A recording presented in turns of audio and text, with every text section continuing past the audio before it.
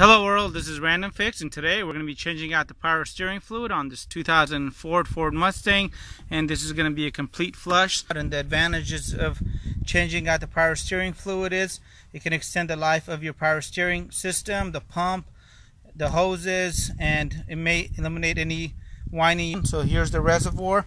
You can normally locate this on the vehicle. It will be somewhere in front up here or to the side on your particular vehicle. It could be located in this area. What you want to do is get the appropriate fluid. I never recommend getting a over-the-counter one-fits-all application as far as this kind of fluid. You want to get the right fluid.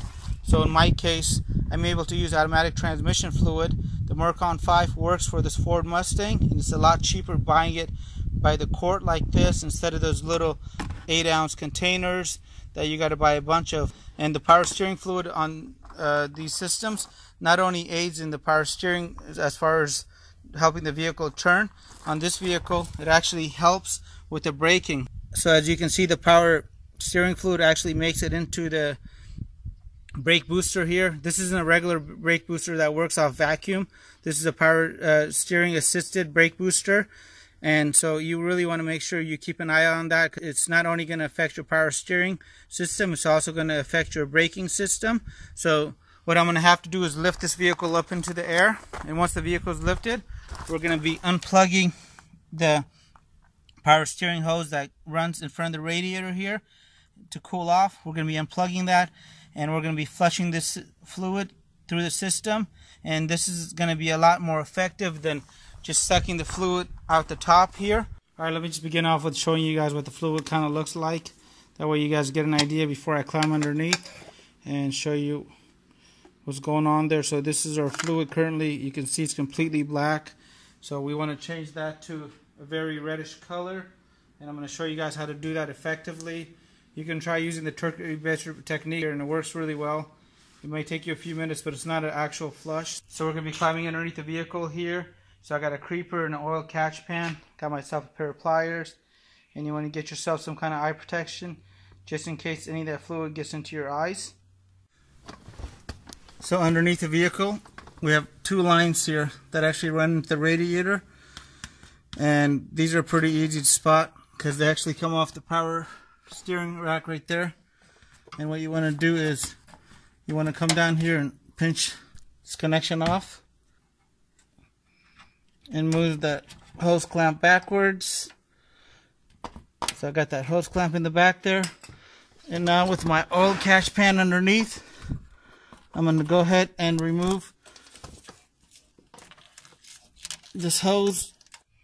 Alright, so these hoses might be pretty much stuck on here. And what I had to do was use one of these hook pry tools that you normally use on a radiator.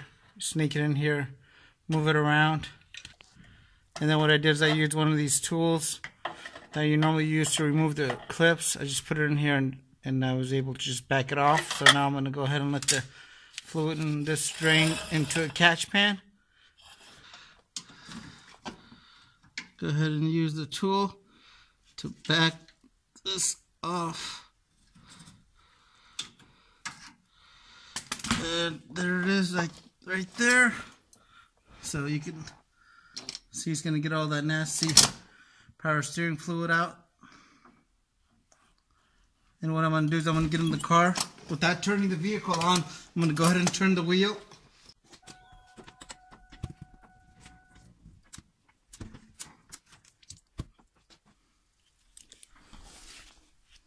And what you also want to do is you want to make sure you keep an eye on the reservoir. Make sure it doesn't go all the way dry.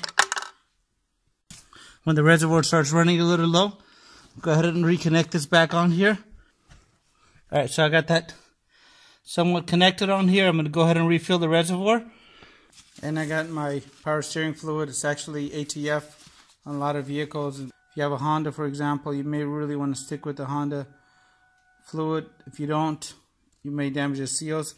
But on this Ford Mustang, this Mercon 5 is definitely what it calls for. Alright, so I'm going to go ahead and pull that line one more time. I'm going to go ahead and let this dump out. You can see that the fluid is getting really clean.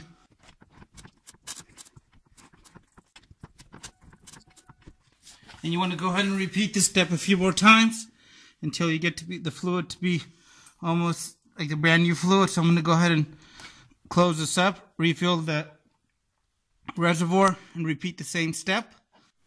Alright, so I'm on my second bottle here. I went ahead and repeated the step a few more times.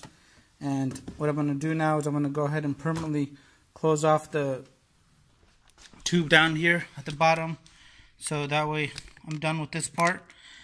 Alright, so I'm going to go ahead and push this pipe back in place. Alright, so I got everything back together. The power steering hose is back on. The clamp is back in place. Got the little retainer in there. I'm going to go ahead and wipe all this down. And with that wiped down, I'm going to go back inside the vehicle and start flushing everything through the system and getting any air that may be in there out. So everything's put back together. I got plenty of fluid in here. Still right here. I actually don't want to fill it up all the way because it actually splatters with the top off. Alright, so with my vehicle off, I'm going to go ahead and turn the steering wheel from lock to lock about 12 times. And this is really going to help push the air through the system.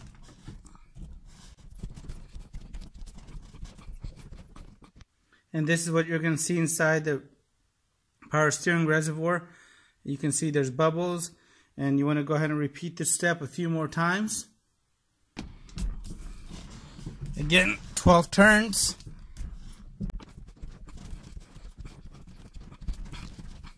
You can see I got some additional air bubbles in there right at the top that are coming out, and the power steering level is actually dropped, so it's about right here. So I'm going to go ahead and add some more power steering fluid and repeat this step one more time. Alright, so now I'm at max again, and 12 more turns. Alright, so as you can see, I got some additional air bubbles in there again. So I'm going to go ahead and let this sit for a few minutes.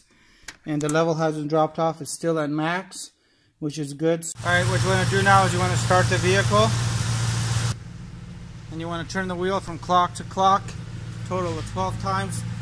Alright guys, well there you guys go. We flushed out the power steering system completely. Now I have better operation for the power steering system here, as well as the braking system. And the fluid is going to be completely new. So we're not mixing old and new fluid together, which is exactly what I wanted. If this is the first time you're visiting this channel, please consider subscribing for more time and money saving videos just like this. And if you like the video, give it a thumbs up. Have a great day. If you guys have any comments, hit the subscribe button, and I really appreciate your continued support.